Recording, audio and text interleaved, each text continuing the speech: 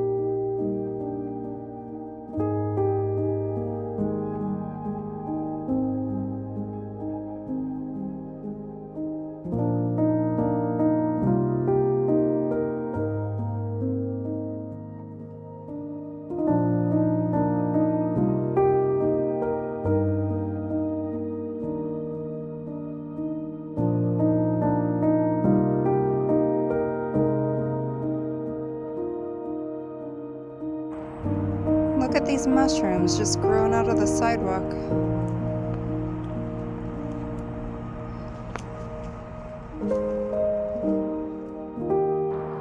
Usually you gotta walk away, but since we got the little snowman parking pass, we get to park a little closer to the gate.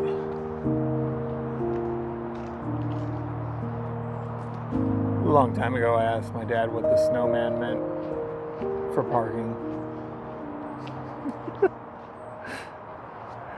I know it's a person in a wheelchair, but from afar it looked like a snowman.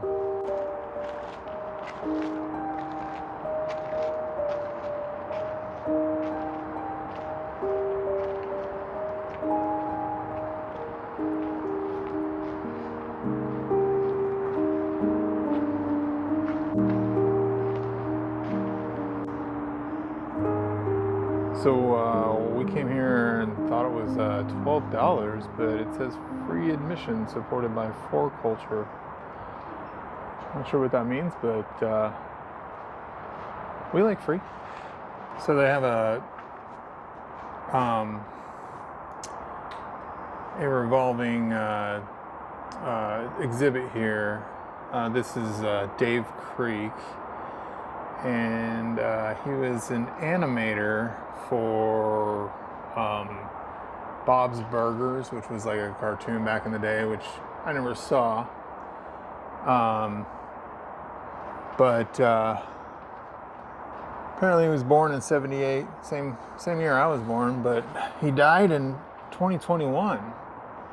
But he traveled around in a van and made these tree houses in dead bonsai trees. There's a whole series of them. Yeah, and there's a whole series of these intricately made tree houses, just made in little dead bonsai trees.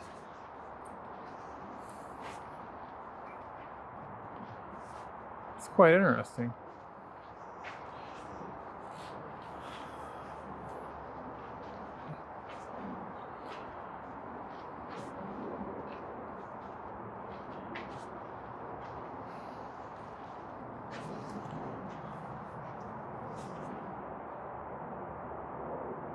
Those are pretty cool. This one's got a little rope ladder.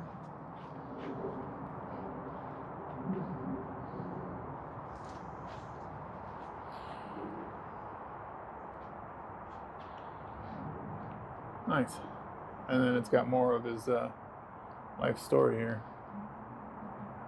And it looks like he passed away in a skydiving accident. They have a lot of quotes that he said, and this is long, but I like the last line.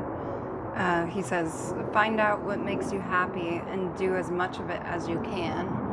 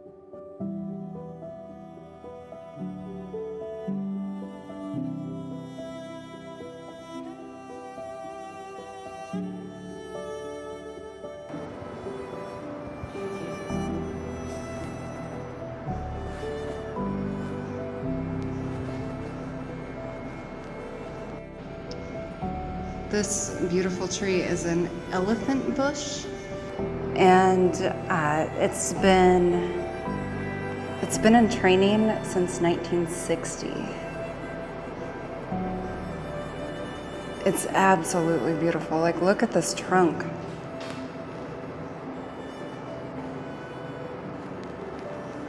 It's stunning.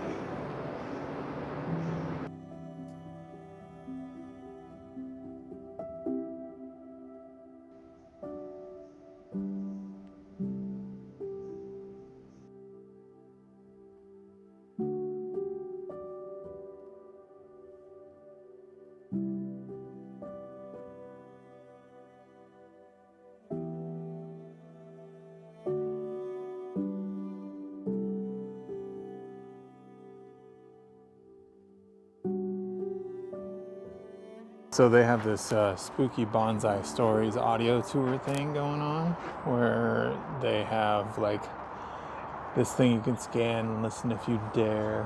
Some stories may be too spooky for our youngest visitors. So some of the bonsais over here This is really creative. say, "I am a spooky bonsai" on them. Okay, sorry, what were you saying? Sorry, this is super creative. Like, I don't know if the tree was found this way, but it's got like this chunk of rusty iron, like sheet metal hanging from it. And then I doubt all those nails were in there originally, but still, like, all those square nails and rusty metal stuck in the roots. It's like a Frankenstein bonsai. Yeah. But like, that's such a PNW thing, because there's so much like logging and mining out in the woods, and you see that often where old rusty nails or sheet metal are caught in the roots of an old tree. Yeah.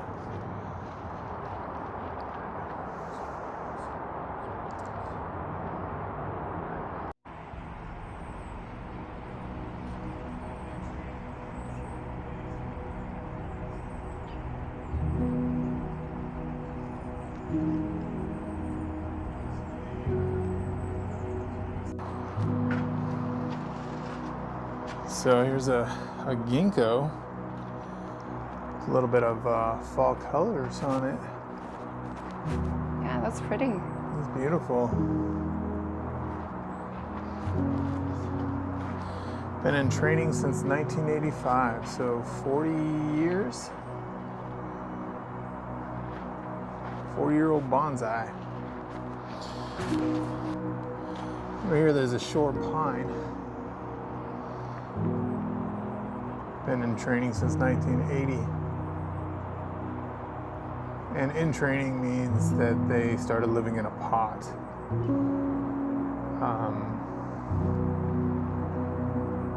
Basically having continuous care, being wrapped in wires and like having their branches formed in certain areas and stuff like that, bent down.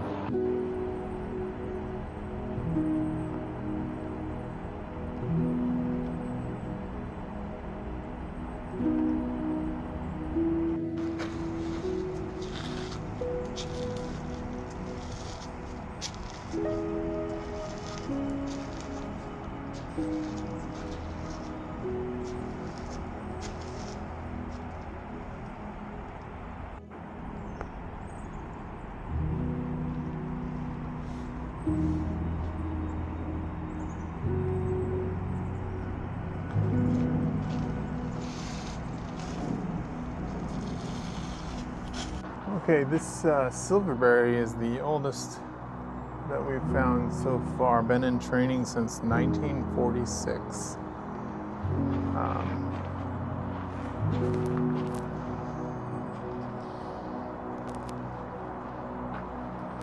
From the US. It even shows a little bit of care information on there too, which is kind of cool. It looks like it had a little bit of flowering, but we're in fall now, so that's why we're having the fall colors on this. Look at that. Oh wow. Gosh, this is a perfect time of year to come here. The fall colors are just amazing. And a lot, it's still not too late. A lot of them are still turning. Like, look at this one over here. Look at that pot. Oh, that's amazing. How come this one doesn't have any info? I know. Check out this pot though.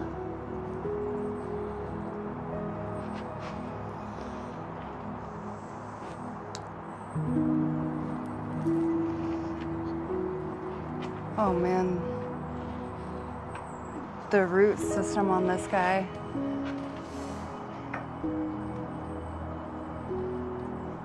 And then if you guys look up here, so bonsais aren't just like found naturally this gorgeous and, you know, well manicured and designed. You see the wires around the branches? They put those on the tree like early in its life when it's still pliable, and then it eventually hardens in that direction. It's such an art form. It's beautiful. So this one is a Gravenstein apple tree from 1985.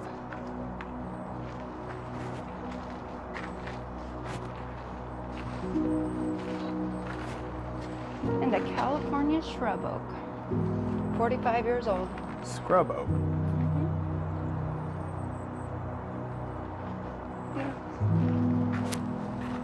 And a lot of times in bonsai, they will purposefully damage part of the tree just for aesthetics.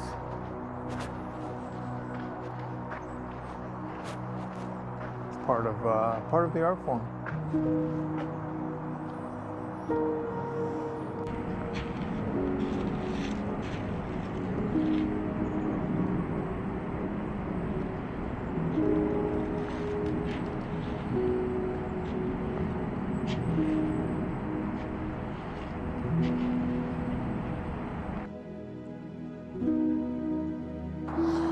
Oh, I found an older one. This is a Satsuki Azalea,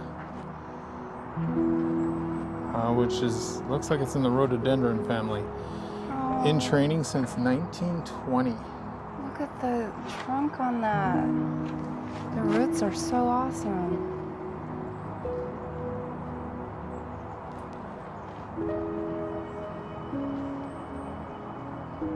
That one is really cool. But wait till you see the next one. This is a Japanese white pine.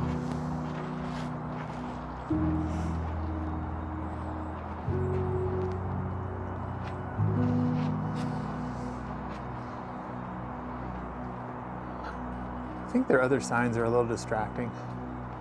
Yeah. I need to know what, I'm gonna Google what this is. Yeah, we've seen this twice today. They're deep purple. They look kind of magenta on camera. Oh yeah, they are a deep purple.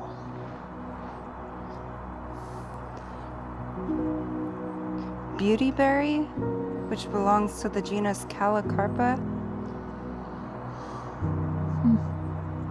Yeah, it's a beautyberry. It is very beautiful. Yeah, they're pretty. We didn't even have to Google it. There's a sign for it right here.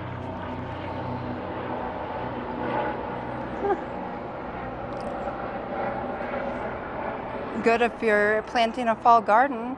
Yeah. So I just looked it up, and it's been like 12 years since we've been here last. And I mean, a lot. It looks way different than it did 12 years ago. I mean, I remember the stands and stuff. I remember a couple of the trees, but a lot of the trees look different. Yeah, it's just as exciting the second time around. Yeah, I mean, 12 years is a long time for even a bonsai to grow. And you know what's funny is like you've always been interested in bonsai for as long as I can remember. And you've yet to try making a bonsai tree. Like, who thinks that Charlie should start a bonsai? I don't think I have the patience for one. I mean, I don't know. I probably do. I mean, the best time to plant a tree was, what, 12 years ago now, I guess? I was just waiting for a break to use that quote. Yeah. But, yeah, I don't know. It would be cool. I should probably think about a bonsai. I mean, especially now while you're on this healing journey, like seems like such a relaxing art form. Like, yeah, it does. And a lot of these bonsais are really beautiful. I don't know, maybe. We'll see. I got a lot of other things going on, right? Physical therapy. Taking you to your doctor's appointments. filming awesome adventure videos. Yeah, filming awesome bonsai tour videos. Yeah. Speaking of that, we just went to your doctor's appointment today and found out about your leg. Oh yeah. So it was my follow-up since they cleared me. I've been walking or been able to put weight on my leg for 3 months now, or almost 3 months. And it was my checkup to see if me putting weight on my leg would make the fracture that didn't heal heal. Oh, well, all the fractures in my leg have not healed. I have several. And unfortunately, they have not healed yet. There's like signs that it's trying in little spots. But because I'm having elbow surgery tomorrow, they don't want to take away my legs too. And they're thinking of being hopeful and waiting another 3 months to see if maybe by then it will heal and then I won't have to have another surgery, which would be amazing. So cross your fingers and your toes and your nose hairs for me, please. But her pelvis x-ray looked amazing. Like her pelvis is like healing perfectly. Yeah, he seemed really happy about that. Like Yeah. It looked like he was extra happy about that, like surprised. Yeah, and like her pelvis was seriously broken in many places. So that's really good. Yeah. And all the hardware seems to be doing its job. Yeah. Yeah. So that's good. And yeah, tomorrow she's got elbow surgery, which she's a little nervous about.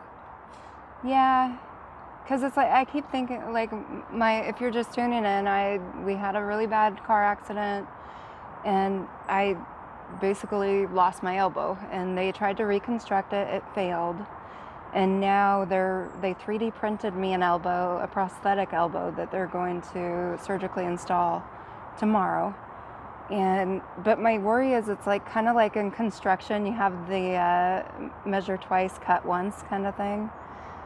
Like I'm worried that it's just the more they dig into this elbow, the harder it's gonna be to get my mobility back. But you know, proof will be in the pudding. We'll find out in probably a couple of weeks' time. It's gonna be a 3-month healing process, but. Yeah, which is going to be a bit of a setback, you know, mobility-wise for you, at least in your arms. But I'm here to help you. Thank you. I know you are. You've been such a huge support. I mean, everybody in my life has been, but you're extra special, and I love you. I love you. You're extra special. Okay, we're probably grossing them out. All right, let's look at some more bonsais, guys. Yeah. So we were just looking this up. This was originally opened by the Weyerhaeuser Company, which is known for, you know, trees and paper and, you know, chopping down trees and making paper and all that stuff. And after 2013, they donated it to a nonprofit organization, the Pacific Rim Bonsai Association, and so now it's owned by a nonprofit and no longer owned by the Weyerhaeuser Corporation. And it's actually on the old Weyerhaeuser land that is like this big plot of land where they had this big corporate headquarters at one point. And this plot of land is like 5 times the size of Disneyland, which is crazy. This is Liz's favorite one so far. It's so cool. It's like a little forest on lava rock.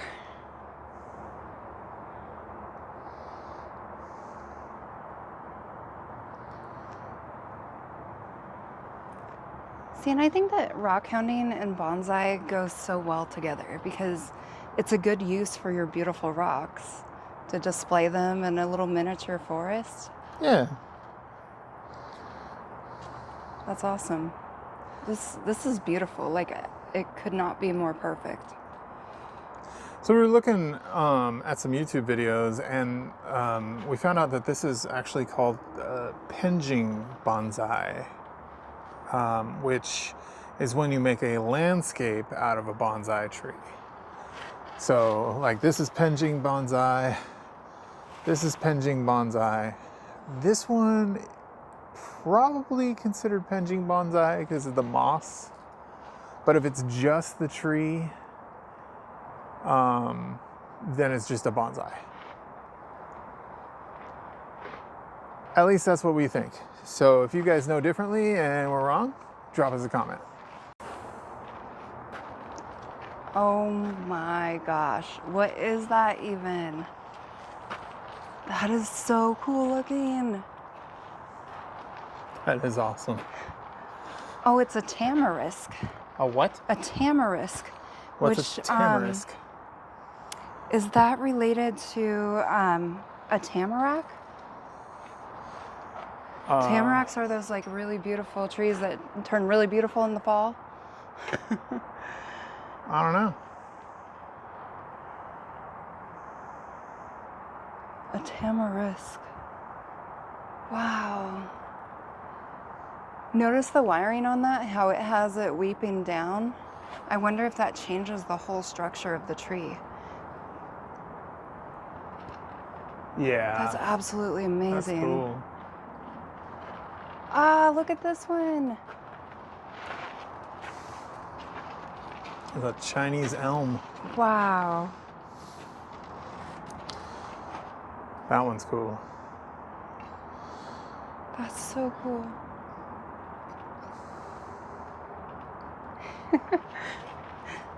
This one's getting its hair done. This is a Korean U. Date of origin 1500? What? Nuh-uh. Wait, it's a Korean U and it was donated by a U? Okay, we missed out on that one. The further you go along here, the more amazing the trees get. And it's like you have a wall here, so it's like every corner you go around is just a surprise. Oh wow. Oh my gosh, look at that. Oh yeah. Wow. This is an Oriental sweet gum in training since 1967. Caitlin Elm. That one's pretty cool.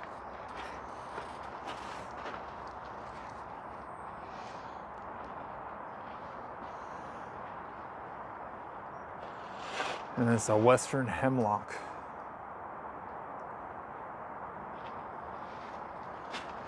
Look at that.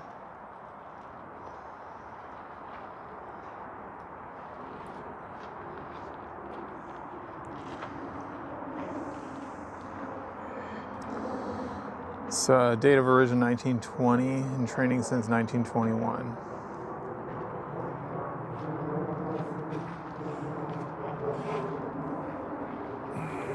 So I was reading that this is one of the best collections in the United States. I would assume, aside from the National Bonsai and Pejing collection in Washington, D.C. Man, that one is pretty cool. Wait till we get to that one. This one's pretty cool too in front of me. But this is a really good collection. I don't even think we're halfway through. This is going to be a long video, guys. So grab a cup of tea, sit down, enjoy. Check this out. Check this out.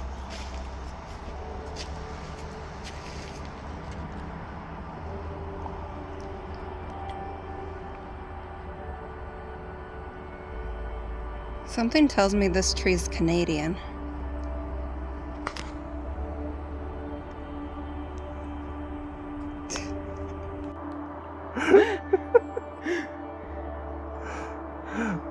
So look at the pot on this tree.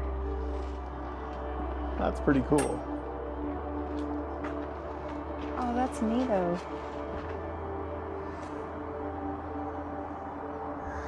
Also another spooky bonsai. I think this is the first cedar. Yeah.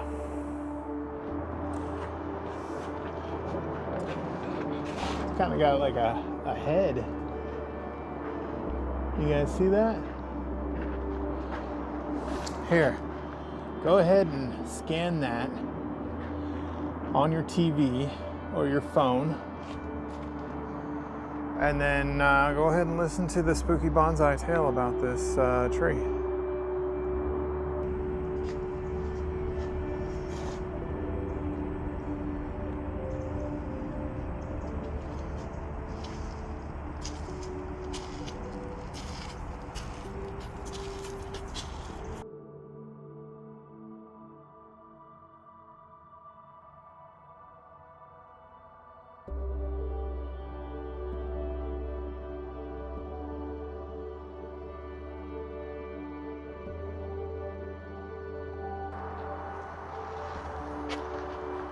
This one is a coastal Douglas fir. Kind of hard to get that one.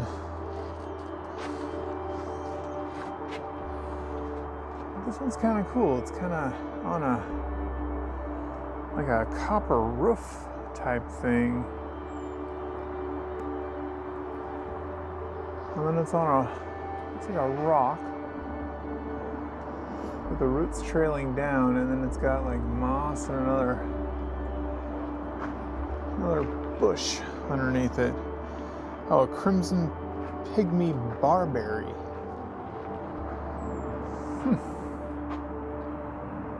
That's kind of cool.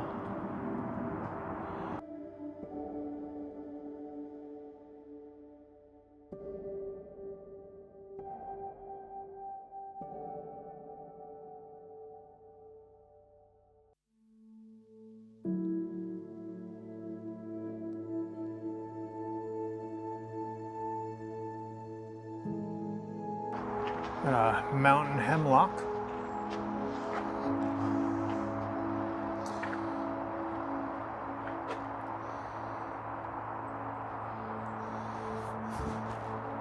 Collected from the Cascade Mountains in the late 1970s or early 1980s.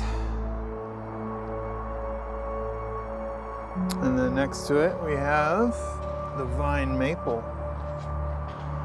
Beautiful.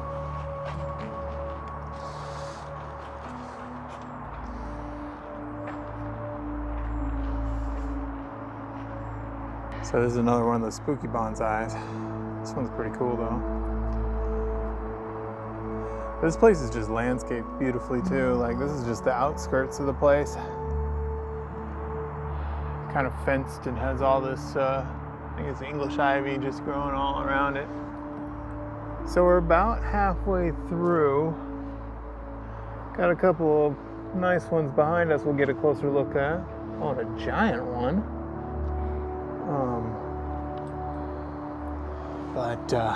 Pretty cool place. You know, walking around with a cane, it makes it a little bit harder to film. But we're trying our best. It's just not as easy as it used to be. Luckily, there's these benches spread out throughout, and the chairs that we sat in earlier, so we can take little breaks. This place is only open till about 4, and right now it's 3:30.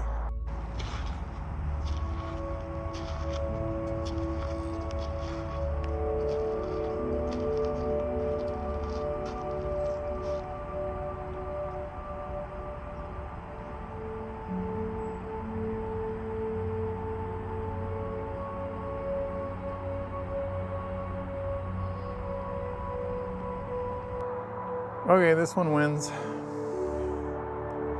This is the oldest bonsai. Really? How old is it?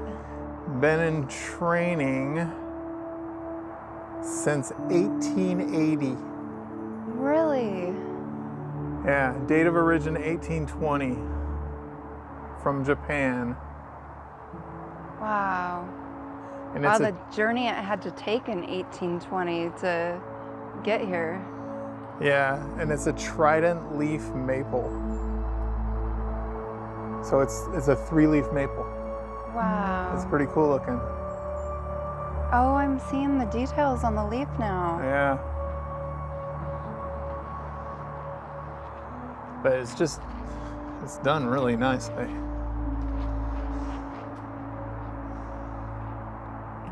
But a pot like that would probably cost $2,000 at least, just for the pot.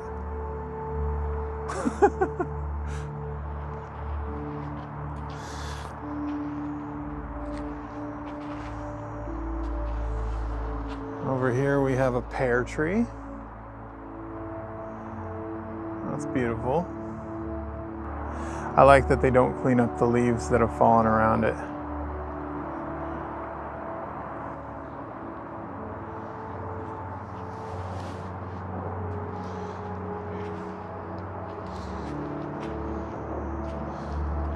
And this is a larch.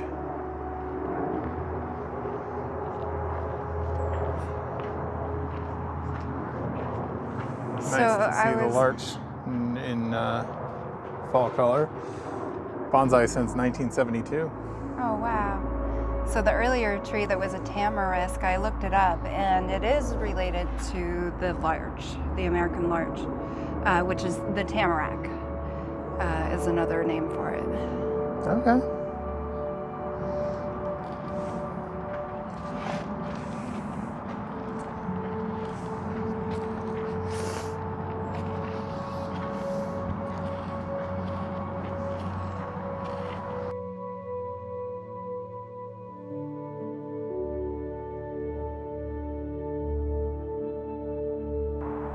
Creeping juniper.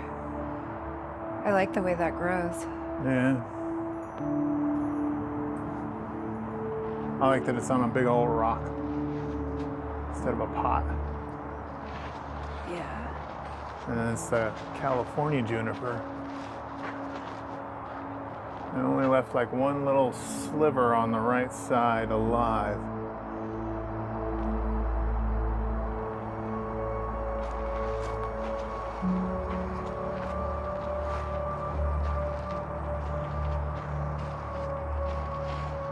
I guess they did leave some on the back. That's pretty cool. Subalpine fir. It's a forest. Since 1960. I like these Cascade ones too. The ones that come down out of the side of the pot. Yeah, that's gorgeous. And it's a Chinese elm. And Japanese white pine. In training since 1951. That trunk on that.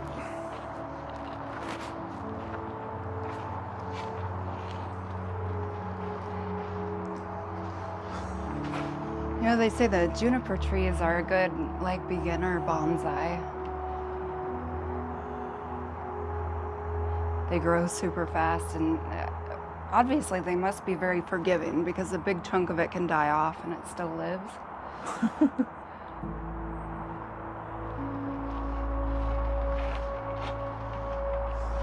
Wondered if it was trained to twist like that, the trunk.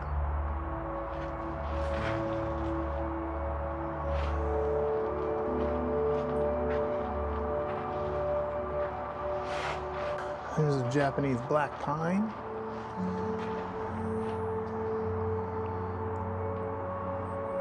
And a Scotch pine. I like that one. Yeah, I like the Scotch pine too.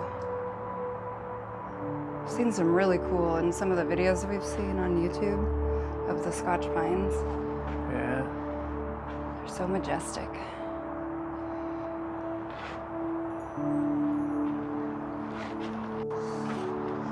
Korean hornbeam. In training since 1979. This Ooh. one's been in training since 1956. Japanese maple. Yeah, it's Like, can nice. you imagine this? Like, if it was a big tree, like in front of some old Victorian home, Yeah. that'd be so beautiful. And another Japanese yew. It's a cool snag. Yeah. Date of origin 1600. Wow. In training since 2011. It's cool. And they have a little try your hand at wiring branches section here. So you don't do that. Oh, you want to do like longer.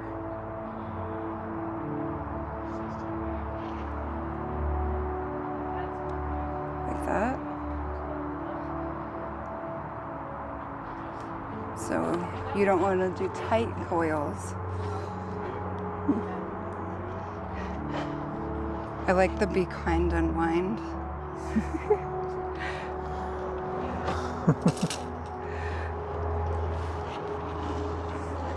Gosh, Oh, that's cool. so many.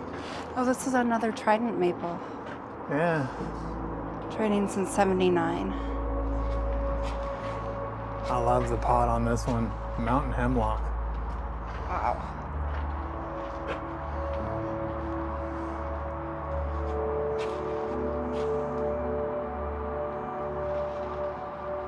And a Stewardia Thing's cool looking. Oh, look at the bark on it. Yeah, it looks like a,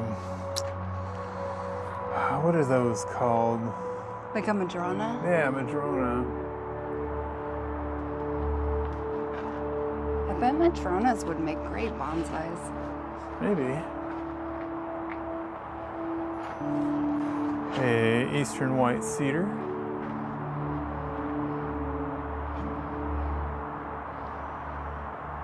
Date of origin 1770. In training since 1992. And over here, Western hemlock.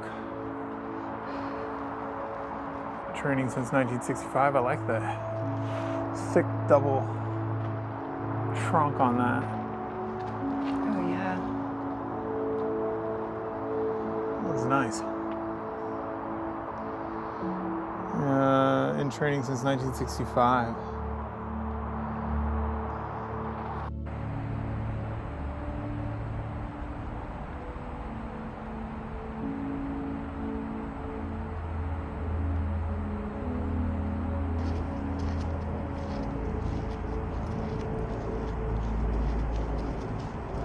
We got the Japanese larch here.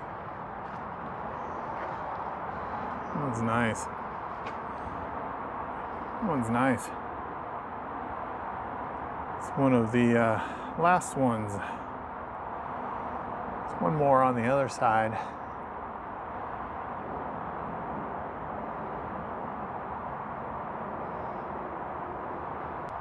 It's a Formosan juniper. Been training since 1959.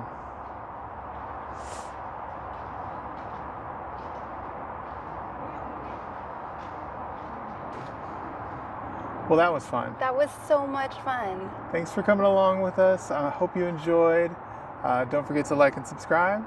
Check us out on Patreon, and we'll see you next time. Bye now. Bye now. I suppose you guys want a little houseplant update too. Last video, we bought some houseplants, and Dave and Carrie at One Adventure at a Time gave us a super thanks.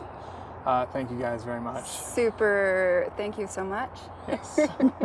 So we went out and we obviously went and blew that all on plants. Just kidding. We went out and we bought Liz went out and she picked out a spider plant, which Carrie had recommended. Yeah, and it seems like it's like a staple plant that everybody that has houseplants should have. So, yeah, definitely I took Carrie's suggestion, sought out the spider plant, and now it's mine. And since Liz was buying something, I had to buy something, so I got this little caladium. And then I found out that they go dormant over the winter, so that kind of sucks. And it's not even like they just keep nice little leaves for the winter. They die, and Yeah, most you're people supposed to throw them away. cut them down to nothing. And you're supposed to cut them down into a ball and let them just be dormant for the entire winter. That's a BS plant. I don't like that. That's probably why it was $6. But it'll come back next year, so, but Yeah, I don't know. it'll be cool. This is why maybe we should do a little more research before we should buy plants. But whatever. And some people expressed some interest in sending us some plants. So we're working on getting a new P.O. box so that we can receive mail again. Yeah, don't use the old one in the old videos. Yes, those are no good. You tried to take them out, but every once in a while it gets in there. Yeah, and it's hard to take them out of 300 and some on videos. Yeah. So, all right. See you guys next time. Bye now. Bye now.